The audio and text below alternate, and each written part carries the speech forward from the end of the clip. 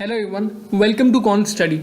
देखिए, पूरा सिलेबस है जनरल अवेयरनेस सेक्शन का, जो कि क्लास 4th रिक्रूटमेंट के एग्जाम में आएगी। ये 40 मार्क्स का सेक्शन है, जिसको मैं एंड श्रद्धा मैम कंप्लीट करवाएंगे आपको। रेगुलर बेसिस पे वीडियोस आएंगी, ऑल्टरनेट डेज पर मेरी आएगी और बाकी दिन पे मैम की आएगी। यानी कि एक दिन मेरी आएगी तो अगले दिन मैम की वीडियो आएगी आपके पास। टाइमिंग लेकिन इस सब्जेक्ट की सेम रहेगी।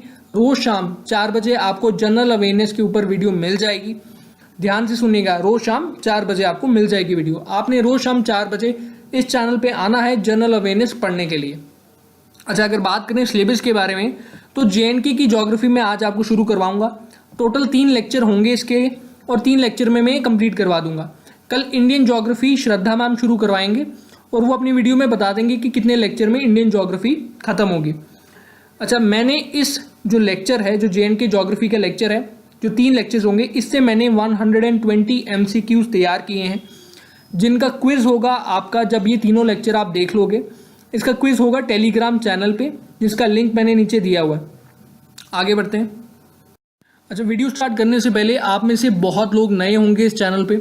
अगर आपने सब्सक्राइब नहीं किया है तो सब्सक्राइब करिएगा एंड बेल आइकन को ज़रूर प्रेस करिएगा, क्योंकि मैं अपने YouTube के एनालिटिक्स में चेक कर पा रहा हूँ बहुत लोगों ने सब्सक्राइब तो किया है लेकिन बेल आइकन को प्रेस नहीं किया। अब आप जानते हैं कि रेगुलर बेसिस पे वीडियोस आनी शुरू हो चुकी हैं।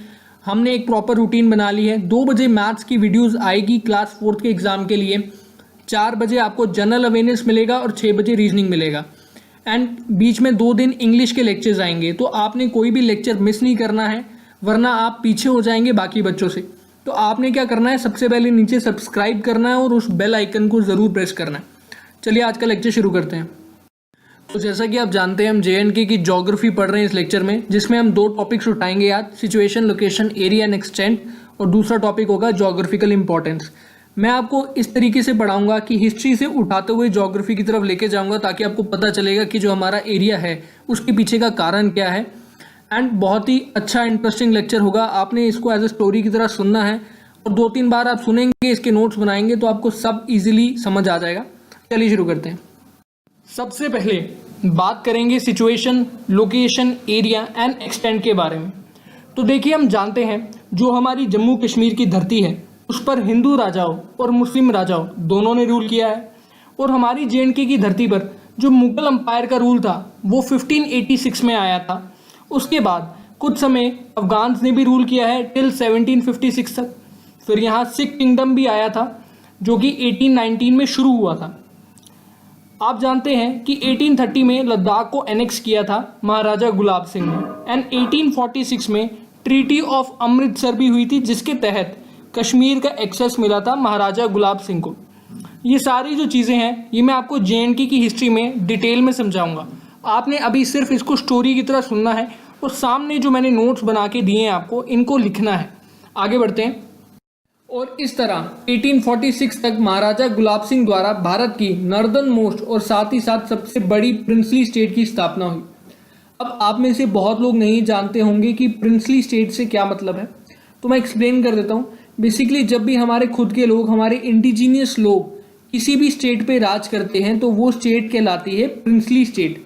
ठीक है, सिंपल टर्म है। हमारे खुद के लोग जब राज करेंगे तो वो स्टेट क्या कहलाएगी, प्रिंसली स्टेट। अच्छा, अब आगे चलते हैं। उस समय 1947 के वक्त जब भारत आज़ाद होता है, तो आप जानते हैं कि भारत की टोटल जो एरिया है JNK का, वो था 2,22,236 किलोमीटर। अब होता क्या है, 1947 का साल होता है, अक्टूबर का महीना होता है, जब कश्मीर के कुछ एरियाज पे पाकिस्तान द्वारा हमला कर दिया जाता है और इंडियन आर्मी उसको रिटेलिएट करती है और पाकिस्तान आर्मी को पुश बैक करती है। और फिर 1949 में जाके सीज फायर लाइन ड्रॉ होती है। आपको ईयर याद रखना है, 1949 में जाके सीज फायर लाइन ड्रॉ होती है, जिसमें हमें बहुत नुकसान होता है। हमें 78,932 किलोमीटर का नुकसान होता है। इतना हिस्सा पाकिस्तान के पास चले जाता है। यानी कि हमारा पूरा गिलगिट, मीरपुर, कोटली और कुछ हिस्सा पुंछ का पाकिस्तान के पास चले जाता है। और जिन डिस्ट्रिक्ट्स पर कोई असर नहीं पड़ता है उनमें से एक है जम्मू, उधमपुर, कठुआ और अनंतनाग। इन पे कोई भी असर नहीं पड़ता। अब नेक्स्ट इवेंट जो आपको याद रखना है वो है इंडिया और चाइना की वॉर, जो कि होती है 1962 में।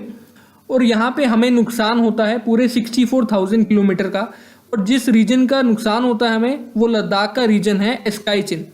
आगे चलते हैं। अब बात करते हैं आज के प्रेजेंट सिनेरियो की। तो आप जानते हैं 5 अगस्त 2019 को JNK रीऑर्गेनाइजेशन एक्ट पास हुआ था, जिसके तहत JNK एक अलग यूनियन टेरिटरी बन गई थी और लद्दाख एक अलग यूनियन टेरिटरी बन चुकी थी। अब यहाँ से आपको मेन पॉइंट जो याद रखना है वो ये है कि जम्मू एंड कश्मीर पूरे इंडिया की सेकेंड लार्जेस्ट यूनियन टेरिटरी है इन टर्म्स ऑफ एरिया, और नंबर 1 कौन सी है? लद्दाख। और अगर अब बात करें पॉपुलेशन के मामले में तो भी जम्मू कश्मीर सेकेंड लार्जेस्ट आती है, लेकिन यहाँ पे नंबर 1 कौन सी है? दिल्ली। तो ये पॉइंट्स आपको याद रखने हैं। नंबर 1 दोनों केसेस में याद रखना है, और नंबर 2 तो JNK है, लैंड में भी और पॉपुलेशन में भी।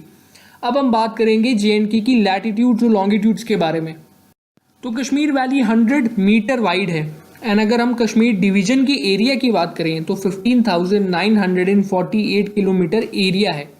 इसी तरीके से अगर हम जम्मू डिवीजन की एरिया की बात करेंगे तो वो है 26,293 किलोमीटर।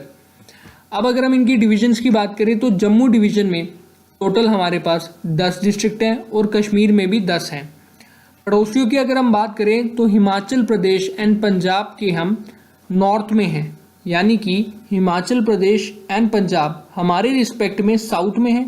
इसी तरीके से अगर हम लद्दाख को लें तो लद्दाख के हम वेस्ट में पड़े, लेकिन लद्दाख हमारे रिस्पेक्ट में कहाँ पड़ेगा? हमारे ईस्ट में पड़ेगा। ये ईस्ट और वेस्ट नॉर्थ साउथ के कंसेप्ट मैं नहीं समझाऊंगा, ये बहुत ही बेसिक चीज़ें हैं, फर्स्ट में देखी जाती है। नॉर्थ साउथ ईस्ट वेस्ट कैसे देखते हैं, आगे चलते हैं। अब हम पढ़ेंगे जोग्राफिकल इंपॉर्टेंस के बारे में। तो कश्मीर की अगर जोग्राफिकल इंपॉर्टेंस की बात करें तो आप जानते हैं कि मिलिट्री वाइज ये बहुत ही इंपॉर्टेंट लोकेशन है, चाहे वो हमारा सियाचिन है, चाहे वो हमारा कश्मीर है, बहुत ही इंपॉर्टेंट लोकेशंस हैं इनकी। और अगर सुंदरता की बात करें तो आप जानते हैं कश्मीर बहुत ही सुंदर है, जो वहाँ स्नोफॉल होती है, जो हमें वहाँ फ्रूट्स मिलते हैं, प्रोडक्ट्स मिलते हैं, vegetable, saffron, herbs, minerals, precious stones हैं, जो वुलन कारपेट्स हैं, यहाँ जो पश्मीना एम्ब्रॉयडरी होती है वहाँ पे क्लोथ्स पे, वो बहुत ही ज़्यादा इम्पॉर्टेंस रखती है, बहुत ही ज़्यादा फेमस है। तो इस एक पर्टिकुलर चीज़ पे एक प्रॉपर वीडियो बनेगी, तभी आपको बेटर एक्सप्लेन हो पाएगा कि कौन से प्रोडक्ट्स किस जगह से आते हैं और क्या इंपॉर्टेंस रखते हैं। इसलिए ये जो पर्टिकुलर मैं टॉपिक है ये एक अलग वीडियो में मैं डिस्कस करूंगा कि कौन सी प्रोडक्ट्स की क्या इंपॉर्टेंस है और आपने कौन कौन सी जगह के प्रोडक्ट्स को याद रखना है, उसके साथ एसोसिएट करना है। आगे चलते हैं। तो जम्मू एंड कश्मीर घर है बहुत सारी वैलीज़ का, चाहे वो कश्मीर वैली हो, तवी वैली हो, चिनाब वैली हो, पुंछ वैली हो। लेकिन इससे भी इम्पॉर्टेंट चीज़ ये है कि जम्मू एंड कश्मीर में 6 मेजर रिवर्स हैं। 6 कौन कौन सी हैं? एक है इंडस, एक है चिनाब, एक है झेलम, और जो बाकी 3 हैं वो कौन सी हैं? रवि, ब्यास और सतलुज। अब आपने इसको याद कैसे करना है? देखिए RBS royal bank of Scotland, ये मैंने सामने नोट्स में नहीं लिखा हुआ है। रॉयल बैंक ऑफ स्कॉटलैंड ये मैंने आपको पहले भी पढ़ाया है, अगर आपने मेरे पहले लेक्चर्स देखे हैं, अगर नहीं देखे तो मैं रिवाइज करवाता हूँ। RBS हो गया royal bank of Scotland, R हो गया रावी, B हो गया ब्यास, S हो गया सतलुज। ठीक है, तो RBS हो गया। ये जो 3 रिवर हैं इन तीनों का कंट्रोल है इंडिया के पास, और जो बाकी 3 रिवर बच गई दैट इज इंडस, झेलम और चिनाब, इन तीनों का कंट्रोल किसके पास है? पाकिस्तान के पास। ये इंडस वाटर ट्रीटी के तहत हुआ था, इसके ऊपर ऑलरेडी मैंने एक लेक्चर डाला हुआ है जिसको मैं नीचे कमेंट बॉक्स में पिन कर देता हूँ। अगर आप देखना चाहते हैं तो आप उसको देख सकते हैं, आपको वो बेटर अंडरस्टैंडिंग देगा कि इंडस वाटर ट्रीटी क्या थी और क्या हुआ था उस वक्त। तो अभी तक जितना हमने पढ़ा है उसके बेसिस पे हम 4 क्वेश्चंस देखेंगे। अगर आप ये क्वेश्चन अटेम्प्ट कर पाते हैं तो बहुत बढ़िया, नीचे कमेंट बॉक्स में इसका आंसर करिएगा। अगर आप नहीं कर पाते हैं तो वीडियो को फिर से देखिएगा, आप ज़रूर कर पाएंगे। पहला क्वेश्चन है Kashmir became the part of Mughal empire under which ruler. Second है Kashmir valley is how much kilometre wide. Third है which is the largest UT in terms of land.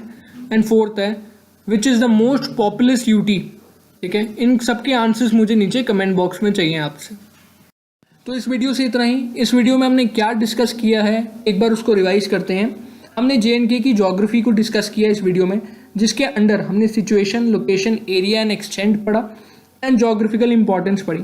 अब ज्योग्राफिकल इंपॉर्टेंस में जो प्रोडक्ट्स की रिलेटेड वीडियो बनानी है वो एक अलग ही बनेगी, क्योंकि वो बहुत ही वास्ट वीडियो है। बाकी जो भी मैंने पढ़ाया है इसके आपने नोट्स बनाने हैं। इस वीडियो को 1 या 2 बार तो एटलीस्ट देखना ही है। अगर आप एक बार देख चुके हैं तो दूसरी बार ऐसा करिएगा कि इसको 1.5x पे दिखेगा, जल्दी कवर करने की कोशिश करिएगा ताकि जितना भी मैं पढ़ा रहा हूँ वो आपके दिमाग में बैठ जाए और आप इसके नोट्स प्रॉपरली बना लें। और कुछ बच्चों ने मुझे रिक्वेस्ट की थी कि मैं PDF अपलोड करूँ हर एक लेक्चर की, तो वो भी अब हमने सोच लिया है कि टेलीग्राम चैनल जो है हमारा, उस पर हम PDF भी अपलोड कर देंगे आप सबके लिए, तो आप जल्दी से उसको फॉलो कर लो। बाकी मैं पर्सनली आपको यही रेकमेंड करूँगा कि अपने खुद के हैंड रिटन नोट्स हमेशा ज़्यादा इफ़ेक्टिव होते हैं हर एक सिचुएशन में। बाकी आपकी मर्ज़ी है, जैसा आप पढ़ना चाहें। हर एक बच्चे का सिचुएशन अलग होती है, कंडीशन अलग होती है, हर एक का माइंड अलग होता है। तो in the end, thank you and God bless you all.